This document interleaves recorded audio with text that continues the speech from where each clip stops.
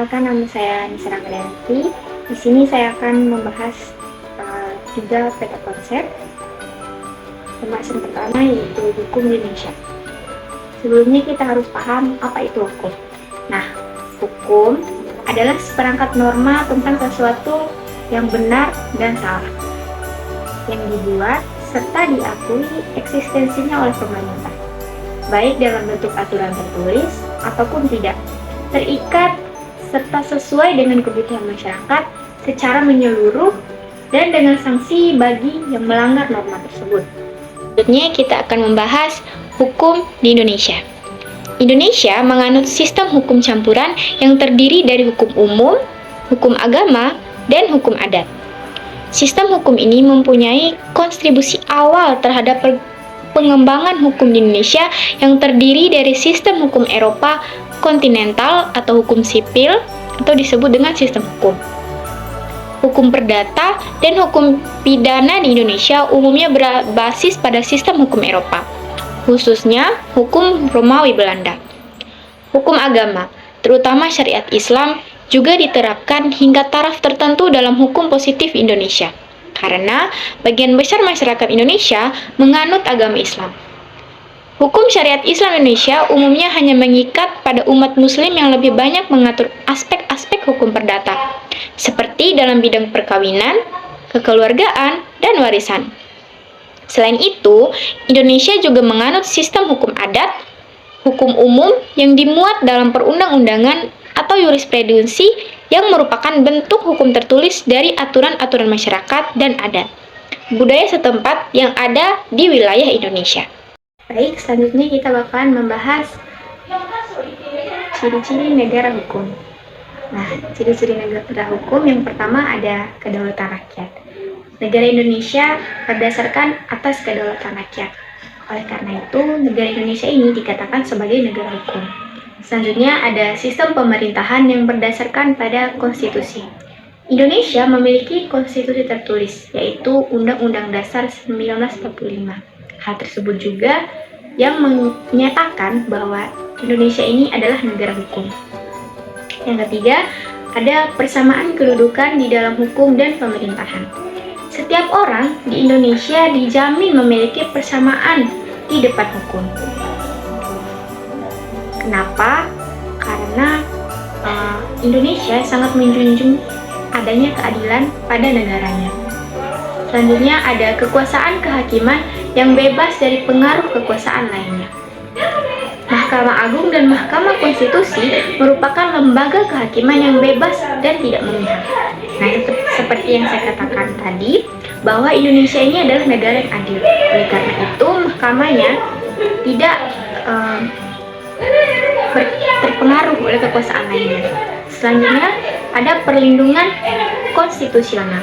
Hak asasi manusia diakui dan dilindungi oleh konstitusi. Pemilihan umum yang bebas. Pemilihan umum di Indonesia dilaksanakan secara langsung, umum, bebas, rahasia, jujur, dan adil. Selanjutnya adalah kebebasan untuk menyatakan pendapat. Kebebasan berekspresi dan menyatakan pendapat dijamin oleh konstitusi.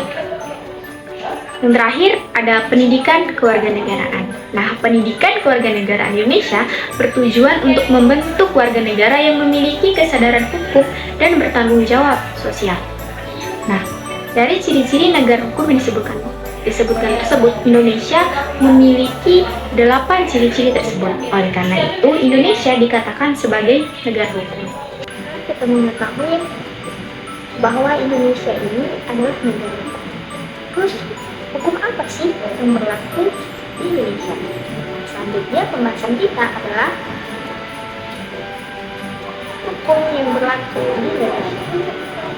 Hukum yang berlaku di Indonesia ada banyak, tapi kita akan membahas dua, yaitu hukum tertulis dan tidak tertulis. Di mana hukum tertulis adalah hukum yang terdapat dalam naskah tertulis atau peraturan perundang-undangan, seperti undang-undang dan peraturan pemerintah. Hukum tertulis menjadi konstitusi negara sebagai dasar dan sumber dari peraturan-peraturan atau perundang-undangan lain. Hukum tertulis dibedakan menjadi dua. Yang pertama, pertama, yaitu hukum tertulis yang telah dikodifikasi dan tidak dikodifikasi. Hukum tertulis yang telah dikodifikasi adalah hukum tertulis yang penyusunannya secara sistematis, lengkap, dan teratur. Sedangkan hukum tertulis yang tidak dikodifikasi adalah hukum tertulis yang penyusunannya tidak lengkap, tidak sistematis, dan terpisah-pisah.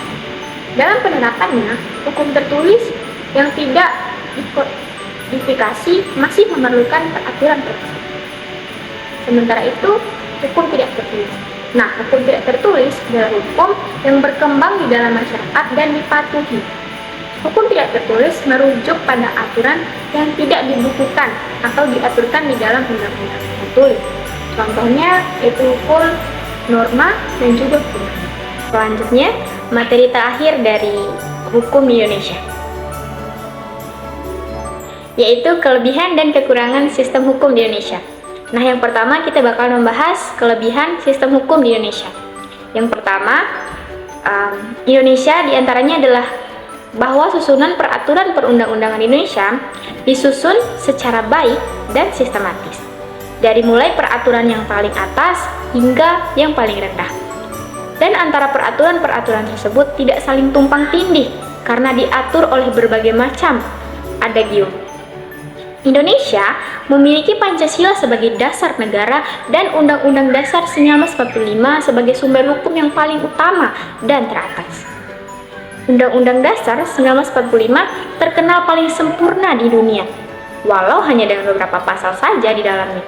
Dan di dalam pembukaan Undang-Undang Dasar 1945 ini mengatur keseluruhan dari kehidupan berbangsa dan bernegara yang merdeka dan berserikat. Selanjutnya kita bakalan bahas kelemahan dari sistem hukum di Indonesia. Yang pertama ada campur tangan dari politik. Kasus-kasus hukum di Indonesia banyak yang terhambat karena adanya campur tangan politik di dalamnya.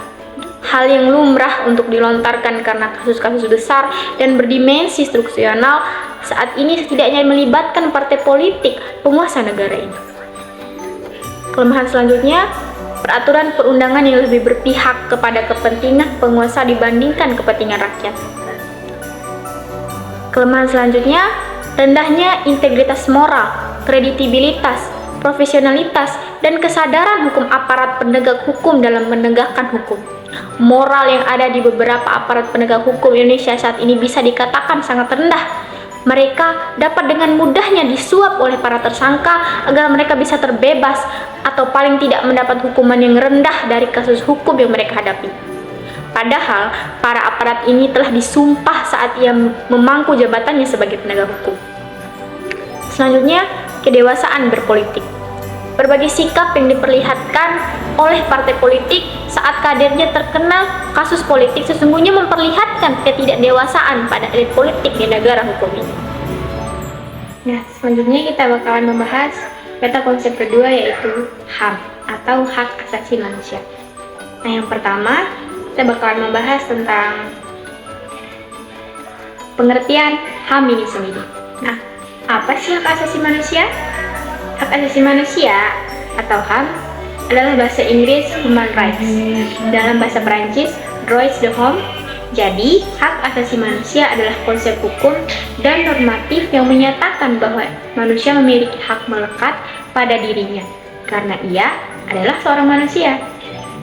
Hak asasi manusia berlaku kapanpun, dimanapun, dan kepada siapapun, sehingga sifatnya universal. Hak asasi manusia pada prinsipnya tidak dapat dicabut dan tidak dapat dibagi-bagi, saling berhubungan, dan saling bergantung. Secara konseptual, hak asasi manusia dapat dilandaskan pada keyakinan bahwa hak tersebut dianugerahkan secara alamiah oleh alam semesta, Tuhan, ataupun di luar nalar. Selanjutnya kita bakalan membahas sejarah hak asasi manusia di Indonesia. Bagaimana sih sejarahnya? Hak asasi manusia di Indonesia dianggap sakral, diperjuangkan sepenuh jiwa, serta sangat sejalan dengan kehidupan berbangsa dan bernegara Indonesia. Telah ikut bersama negara lain untuk memperjuangkan hak asasi manusia, memasukkan rasa kemanusiaan dalam perundang-undangan. sebab hal tersebut merupakan fundamental Pancasila sebagai dasar negara Indonesia sepenuhnya mendukung dan menjunjung tinggi penegakan hak asasi manusia di awal kemerdekaan Indonesia. Tokoh seperti Muhammad Hatta merupakan orang yang paling vokal dalam menyuarakan hak asasi manusia. Indonesia dalam memperjuangkan haknya sebagai bangsa harus melewati beberapa fase, seperti halnya pembentukan organisasi. Organisasi yang didirikan tersebut mewadahi banyak orang di mana untuk merasa sadar sama-sama memiliki hak-hak yang harus diperjuangkan dan dicapai. Nah, selanjutnya kita bakal membahas ciri-ciri hak asasi manusia. Ada beberapa ciri-ciri hak asasi manusia. Yang pertama, yaitu hak asasi manusia tidak diberikan kepada siapapun, melainkan merupakan hak orang, baik itu hak sipil, politik, ekonomi, sosial, dan hak budaya. Seperti yang telah dijelaskan tadi, bahwa hak asasi manusia ini adalah hak yang melekat dari dalam diri manusia itu sendiri. Hak yang memang ada dari lahir dan diberikan oleh Tuhan. Selanjutnya, hak tidak dapat dicabut, dihilangkan, ataupun diserahkan. Selanjutnya, HAM bersifat hakiki, yaitu hak yang sudah ada sejak manusia dalam kandungan. Selanjutnya, HAM sifatnya universal, sehingga berlaku bagi semua manusia tanpa memandang siapa manusia itu sendiri. Dari ciri-ciri hak asasi manusia ini, bahwa setiap manusia itu memiliki hak asasinya sendiri, di mana hak asasi manusia ini telah ada ketika manusia ini ada dalam kandungan. Tidak dibedakan oleh ras, suku, warna kulit, maupun sebagainya. Ini kita akan membahas macam-macam hak asasi manusia. Yang pertama adalah hak asasi pribadi. Hak asasi pribadi mengatur mengenai hal yang berhubungan dengan kehidupan pribadi setiap individu, yang meliputi hak kebebasan untuk bergerak, berpergian, dan berpindah tempat, hak kebebasan untuk berpendapat, hak untuk mengikuti kegiatan organisasi atau perkumpulan, hak untuk memeluk dan menjalankan agama dan kepercayaan masing-masing setiap individu, dan hak untuk tidak disiksa dan dipaksa. Selanjutnya, hak kedua yaitu hak asasi politik. Hak asasi politik mengatur dan menjamin hak manusia dalam kehidupan berpolitik, meliputi hak untuk memilih dan dipilih, hak untuk mendirikan partai politik, hak untuk berkampanye, hak untuk menyampaikan pendapat, dan hak untuk menunjukkan petisi. Ketiga, hak asasi ekonomi. Hak asasi ekonomi mengatur hak-hak yang berkaitan dengan kegiatan ekonomi seperti hak untuk memilih, membeli, dan menjual properti. Selanjutnya ada hak asasi peradilan. Hak asasi peradilan mengatur hak-hak yang berkaitan dengan sistem peradilan, seperti hak untuk mendapatkan perlindungan hukum, hak untuk mendapatkan pengadilan yang adil, hak untuk mendapatkan bantuan hukum, dan hak untuk mendapatkan kompensasi. Yang kelima ada hak asasi sosial budaya. Hak asasi sosial budaya mengatur hak-hak yang berkaitan dengan kehidupan sosial dan budaya, seperti hak untuk mendapatkan pendidikan, hak untuk memperoleh informasi, hak untuk menjalankan budaya, hak untuk memperoleh kesehatan, dan hak untuk memperoleh perumahan budaya. Dan yang terakhir adalah hak asasi hukum.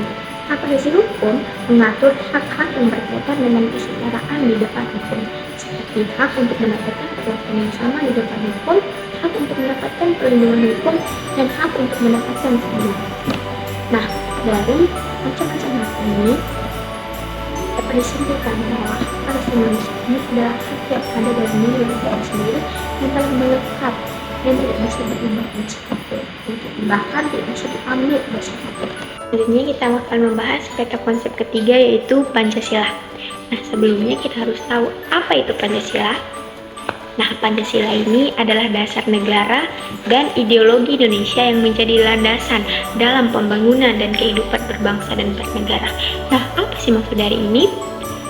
Di mana Pancasila ini adalah sebagai pandangan hidup bagi bangsa Indonesia, di mana setiap perbuatan, perlakuan yang dilakukannya berdasarkan pada Pancasila ini sendiri. Selanjutnya kita bakalan membahas Pancasila sebagai dasar negara.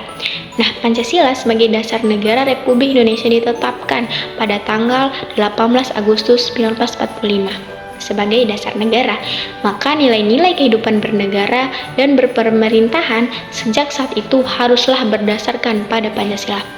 Dimaksudnya di sini yaitu setiap pemerintahan atau setiap nilai-nilai dalam kehidupan masyarakat harus berdasarkan pada Pancasila. Pancasila dapat juga diartikan secara etimologis. Kata Pancasila berasal dari bahasa Sanskerta yang artinya panca, artinya 5, dan sila artinya alas atau dasar, menurut Muhammad Yamin. Dan secara terminologis, istilah Pancasila artinya 5 dasar atau 5 alas. Istilah ini mulai diusulkan oleh Insinyur Soekarno dalam bidang BPUPKI pada tanggal 1 Juni 1945 sebagai dasar negara Indonesia dan baru disahkan pada sidang PPKI tanggal 18 Agustus 1945. Nilai-nilai Pancasila. Nah, nilai-nilai Pancasila adalah sifat atau kualitas yang melekat pada suatu objek. Nilai-nilai Pancasila harus ditetapkan dalam kehidupan sehari-hari, baik dalam pergaulan dengan sesama manusia maupun dengan mengelola lingkungan hidup. Nilai-nilai Pancasila terdiri dari 5 sila. Sesuai dengan Pancasila, yaitu yang pertama, ketuhanan yang Maha Esa, yang berarti mengakui keberadaan Tuhan yang Maha Esa dan menjalankan segala perintahnya. Selanjutnya, kemanusiaan yang adil dan beradab, menghargai martabat manusia dan menjunjung tinggi nilai-nilai kemanusiaan. Persatuan Indonesia berarti menjaga persatuan dan kesatuan bangsa Indonesia. Selanjutnya, kerakyatan yang dipimpin oleh hikmat kebijaksanaan dalam permusyawaratan rakyat, yang berarti mewujudkan kedaulatan rakyat dan pemerintah yang baik. Dan yang terakhir, keadilan sosial bagi seluruh rakyat Indonesia, yang berarti mewujudkan keadilan sosial bagi seluruh rakyat Indonesia. Sedangkan contoh-contoh penerapan nilai-nilai Pancasila dalam kehidupan sehari-hari adalah menjalankan ibadah, menghargai hak asasi manusia, menjaga persatuan, dan lain sebagainya. Nah, selanjutnya kita bakalan membahas tentang fungsi dari Pancasila. Ada beberapa fungsi dari Pancasila. Yang pertama, sebagai ideologi negara. Nah, Pancasila sebagai ideologi negara diimplementasikan dalam pembangunan nasional untuk mewujudkan masyarakat adil dan makmur baik secara material maupun spiritual. Tujuan tersebut dicapai dalam wadah negara kesatuan Republik Indonesia yang merdeka, berdaulat, bersatu, dan berkedaulatan rakyat. Selain itu, Pancasila sebagai ideologi juga mencakup sikap warga negara yang mewujudkan kehidupan bangsa dan dunia yang aman, tentram, tertib, dan damai. Fungsi yang kedua, Pancasila ini sebagai dasar negara. Seperti yang telah kita bahas dari yang tadi, Pancasila sebagai dasar negara mengatur penyelenggaraan pemerintah. Hal tersebut ditegaskan dalam ketetapan MPR tentang pencabutan P4 dan penetapan tentang penegasan Pancasila sebagai dasar negara.